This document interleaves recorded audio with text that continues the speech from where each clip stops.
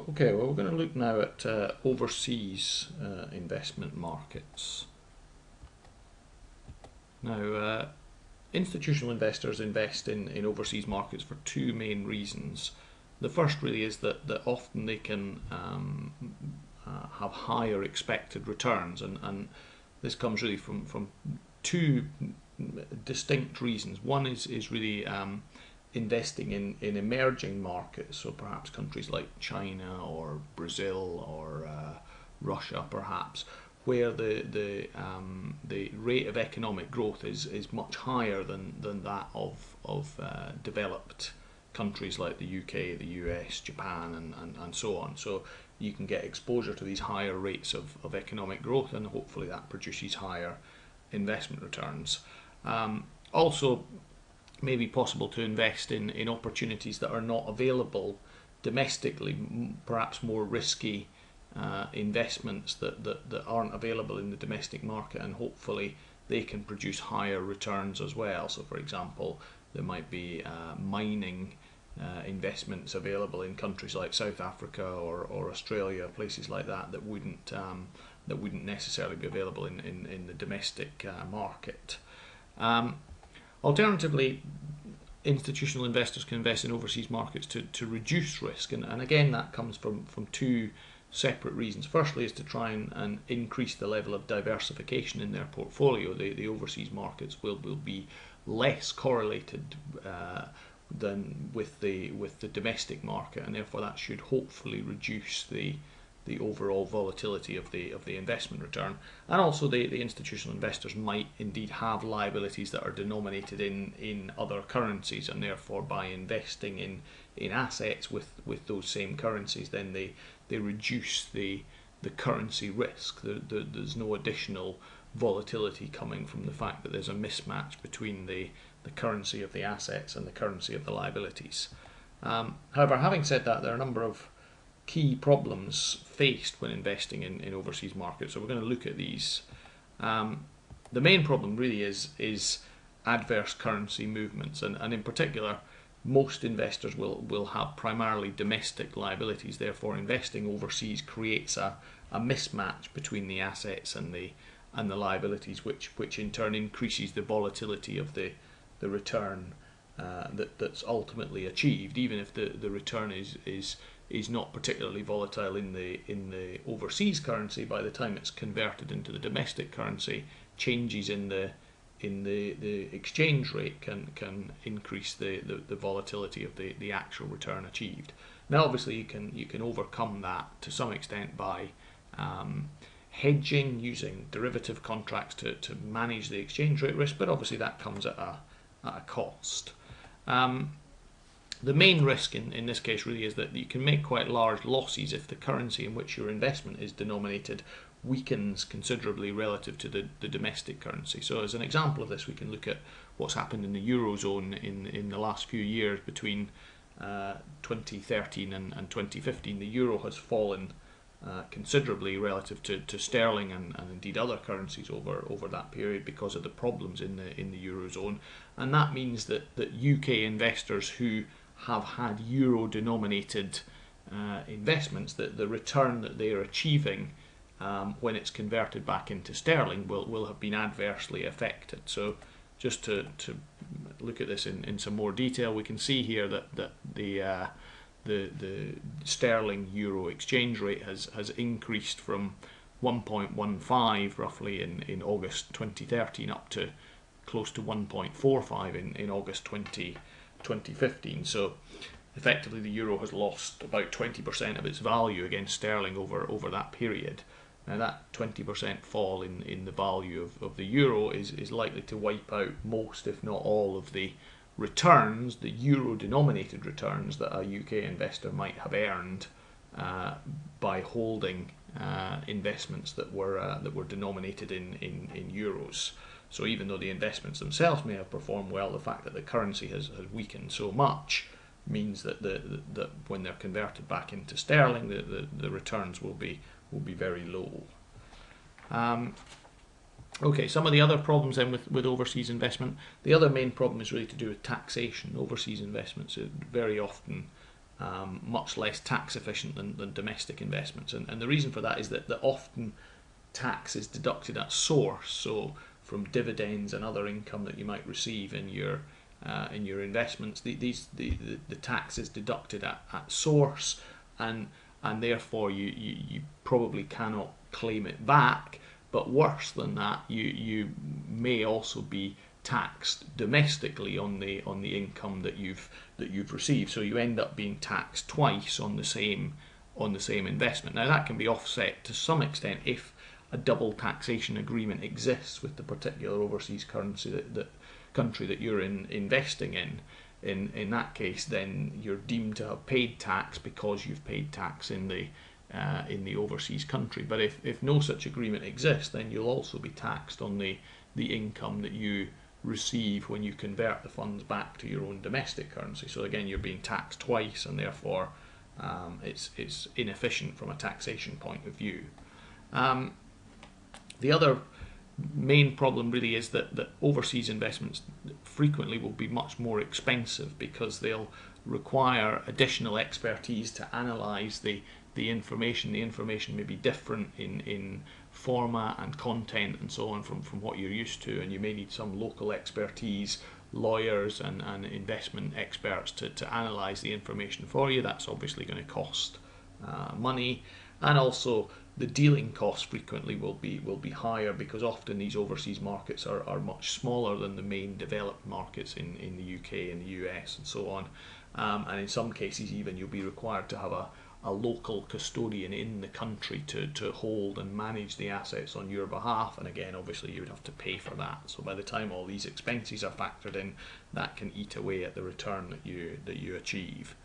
And then finally there are a number of just practical problems with investing overseas. Frequently there'll be a lack of information about the company that you're investing in or the market that you're interested in. The information might not be as readily available as for more developed markets. There can often be language problems in overseas markets. The local language may be something that you're not familiar with, and something that can cause problems. Although for many larger overseas companies, they will publish accounts in English as well as in their own local language, so that can obviously help the situation. There'll be differences in accounting practices and disclosure regulations that will vary from market to market. So again, the information that's provided may not be something that you're familiar with, and that can cause issues. The markets may be poorly regulated, again, particularly in smaller, more developing economies, so that can give rise to things like insider trading or fraud, various things that can result in the value of your investment falling away considerably. Again, also smaller developing markets, the liquidity might be poorer. If it may be more difficult for you to sell the assets very quickly if you need the funds back home, and if you do so, you can adversely affect the price.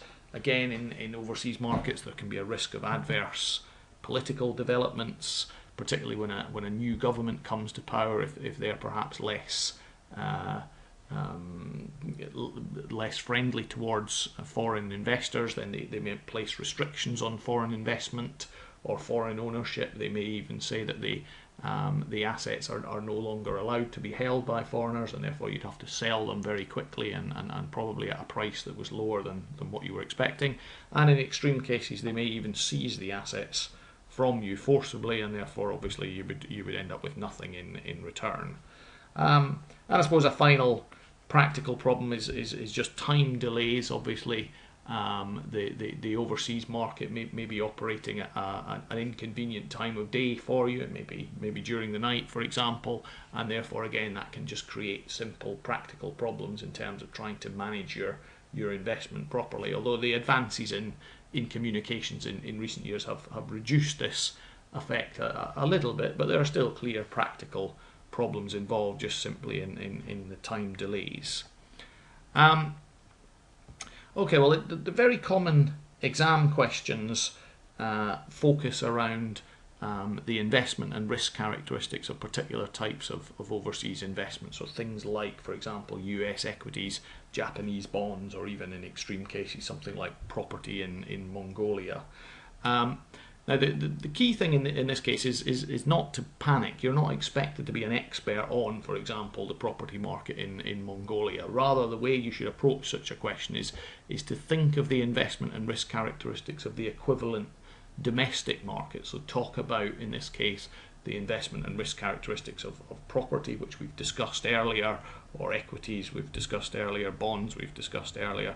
So talk about them in general terms as if they were an equivalent domestic investment. Then talk about the additional risks faced as a result of investing overseas. And to some extent, this will depend on whether you're talking about a developed market like the US or Japan, or you're talking about a developing, emerging market like Mongolia, China, Brazil, wherever it might be, when some of these risks, the political risks and the risks regarding poor regulation and so on, may be more significant. So it depends what country you're talking about. Try and decide whether it's a developed country and therefore you can play down some of these risks, or whether it's an emerging market and maybe you want to make something more of these risks.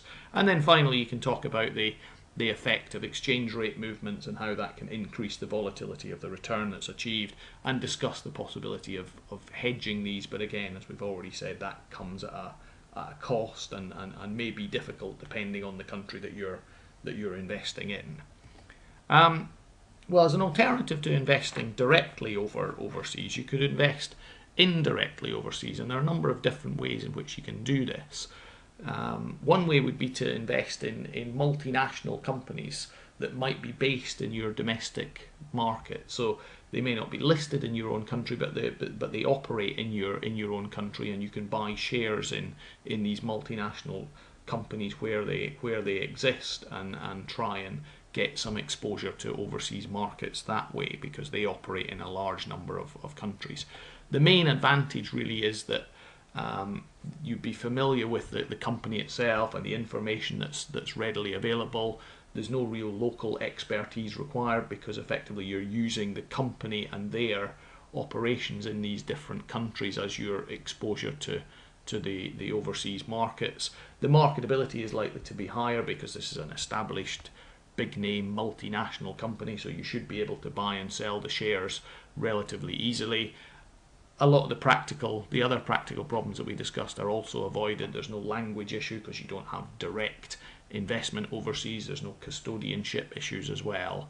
And you may be able this way to tap into opportunities that wouldn't be available to you through direct investment. So the company will have all of these operations in a number of different countries, and it may be that you wouldn't be able to invest in these countries directly yourself, so you can get exposure to markets that might be unavailable otherwise.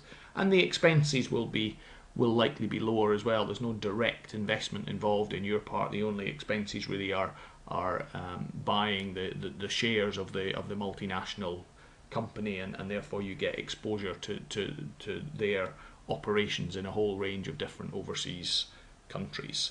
The disadvantages, though, well, clearly you don't really have any control over the overseas exposure. The company may choose to move out of one country and into another country, and you as an individual shareholder don't really have much say in that. So you're never quite sure exactly which markets you're exposed to. The diversification benefits are likely to be limited because the company is a multinational company. Therefore, its share price will be influenced by factors that are likely to affect your domestic market anyway, and therefore your diversification is reduced. And also, it's difficult to hedge any currency exposure that's inherent in doing this, because the company will have a number of operations in all sorts of different countries, and it's only when all of these funds are repatriated centrally and you know exactly what the overall profit of the company is that you can decide where your exposure has been in terms of different currencies. So it's not really possible to hedge that in any meaningful way. An alternative way to do this, in some ways much the same way, is to invest in domestic companies that have in themselves significant overseas exposure. So, for example, in the FTSE 100 index in the UK, about 50% of the profits for those UK-based companies come from exporting, from selling products abroad, or indeed from overseas subsidiaries. So in that case, these companies are very exposed to overseas markets rather than directly to UK markets. So by investing in them, you can get some indirect exposure to these overseas markets, and obviously different companies will have exposures in different overseas markets. But in reality, the advantages and the disadvantages are very similar to those that we discussed above for a multinational company. And then finally, we discussed previously collective investment vehicles. So again, you could invest in one of these collective investment vehicles, a unit trust or an investment trust that's specialised in overseas investment and specialised perhaps in particular overseas markets that you might be interested in, whether it's China, India, Brazil, wherever it might be. And obviously the advantages and the disadvantages of doing this by means of a collective investment vehicle were discussed in the previous chapter when we looked at these in some detail. Okay, well, just to finish off then, we'll look in a little bit more detail at emerging markets, because that's one of the big reasons for institutional investors to invest overseas. Emerging markets, things like Brazil, China, Russia, South Africa, can give higher expected returns on your investments because they're growing, their economies are growing rapidly. They've got a much smaller base to build from, and the rapid industrialization in these countries can give rise to very high rates of economic growth. That said, they're much more risky than investing in more developed markets like the US or Germany or Japan. So what are the advantages of investing in emerging markets then? Well, obviously the rapid economic growth might well lead to higher investment returns than you would get if you invest domestically. But that's only true if the price of the shares in companies based in these countries doesn't already reflect this expectation of rapid economic growth. If it does, then it's already factored into the price and you're not really going to benefit from it. Another advantage of emerging markets is that they can be better diversified from your own domestic market. There's less interdependency with these emerging markets than there is between the more developed markets, the UK, the US, Europe, and so on. So there's less correlation between the performance of your domestic investments and the performance of your overseas investments, which again can reduce the volatility of your overall investment return. These markets frequently are far less efficient than the more developed markets, which can work in your favour if you can identify assets that are incorrectly priced, that are priced cheaply in those markets, and therefore perhaps you can take advantage of that and buy assets more cheaply than they should be because of the inefficiencies. And then finally, because of the higher risks involved in investing in some of these markets, the demand is likely to be lower. That again lowers the price of investments in these markets relative to the more developed markets, and again hopefully gives you scope for taking or making higher returns. However, of course, none of that comes without its risks. So there are a number of disadvantages of investing in these emerging markets. Primarily, whilst it may be true that the inefficiencies in the market allow for the fact that some assets may be priced incorrectly, identifying these underpriced investments will frequently be quite a difficult thing to do because the quality of the information may not be available, and indeed you may be adversely affected by poor regulation, things like fraud or insider trading or so on. So what you think is a very good investment at a very cheap price turns out not to be quite as good as you had believed. Related to that, of course, the poor regulation in the market increases the risk of you making a loss due to these kind of fraudulent behaviours. Emerging markets are also much more volatile than developed markets. Frequently, for example, there can be significant changes in capital flows. Institutional investors can pull their capital out of these markets very easily and put it into what they perceive to be a more attractive overseas market, and they can do that very quickly. And that's really what happened in Asia in the late 1990s.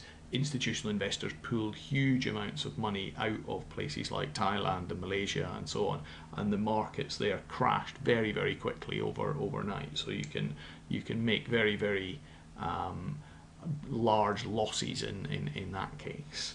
And similarly for these emerging markets, the currency of these countries is likely to be more volatile and more unpredictable than more established currencies like sterling and the dollar and the euro and the yen and so on. And then finally, some other disadvantages. We've already touched on the fact that the marketability frequently can be lower. These markets tend to be smaller, they tend to be less well regulated, so it can be more difficult to buy and sell assets quickly without adversely affecting the price. And also because of the small size of some of these markets, the range of different investments that are open to you can be reduced, and therefore it's more difficult to maintain a diversified portfolio. And we've already mentioned the idea of political instability, but this is clearly more of a risk in developing markets and smaller markets, where a change in the government can lead to significant change in the view of foreign investors, tighter controls on ownership. You may not be allowed to own assets, and therefore you have to sell them very, very quickly, or you may have problems repatriating the funds. They may charge you a significant tax to take the money out of the country and so on. So things like that can change very quickly in emerging markets, and what you thought was a good investment can turn out not to be such a good investment. Okay, so we'll stop there.